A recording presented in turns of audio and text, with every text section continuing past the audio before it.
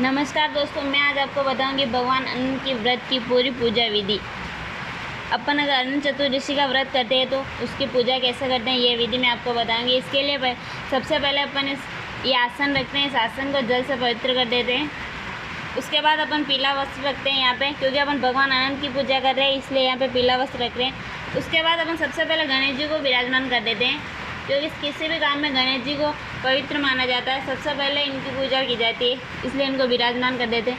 फिर अपन भगवान अनंत को यहाँ पे विराजमान कर देते हैं।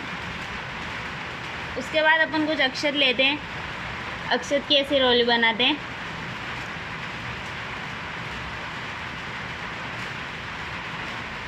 उसके बाद यहाँ पे अपन कलश विराजमान कर देते हैं। कलश स्थापना करने के बाद कलश में कुछ अक्षत अर्पित करेंगे, कुछ चावल, उसके बाद कुछ फूल डालेंगे इसमें।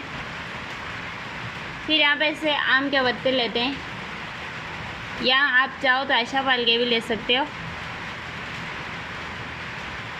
इनको तिलक करते हैं। उसके बाद यहाँ पर श्रीफल रख देते हैं।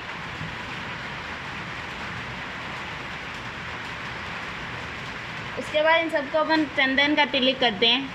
सबसे पहले गणेश जी को तिलक किया, फिर अनंत भगवान को तिलक किया, उसके बाद माता लक्ष्मी को तिलक किया, फिर श्रीफल को तिलक किया। उसके बाद अपन इनको कुमकुम का तिलक करते हैं।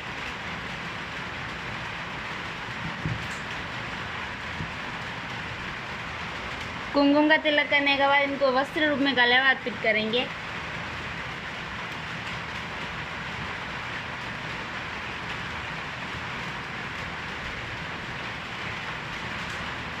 उसके बाद में अपन इनको फूल अर्पित करेंगे, क्योंकि अनंत भगवान की पूजा कर रहे हैं इसलिए इनको पीले फूल अर्पित करेंगे।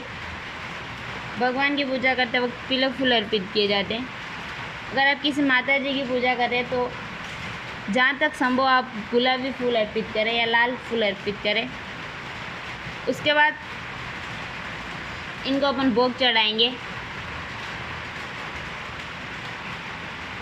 भोग चढ़ाने के बाद अपन ये अनंत का धागा यहाँ रख देते हैं। इसके 14 गांठ लगी होती है, इसको पूजा में रखते हैं। फिर इसको व्रत खोलने के बाद यहाँ बांधते हैं हाथ के।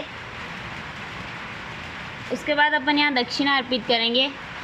आप कोई भी पूजा करो दक्षिणा अवश्य अर्पित करें, क्योंकि दक्षिणा किसी भी व्रत को संपूर्ण करती है। अगर आप में कोई त्रुटि रहेगी है व्रत की पूजा विधि में तो वो यह संपूर्ण मानी जाती है।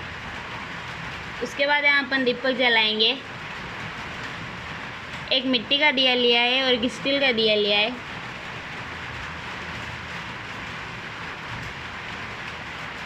प्रसाद के रूप में आप कुछ भी चढ़ा सकते हो, आपके पास जो भी अवेलेबल हो। सूखे मेवे चढ़ा सकते हो, फ्रूट कुछ भी चढ़ा सकते हो। उसके बाद अपन हाथ में अक्षत लेंगे और कथा श्रवण करेंगे। कथा श्रवण करने के बाद हम अनंत भगवान की आरती करेंगे। जो दीपक यहाँ रखा है इसी से आरती कर लेंगे। आरती करने के बाद अपनी पूजा संपूर्ण होती है।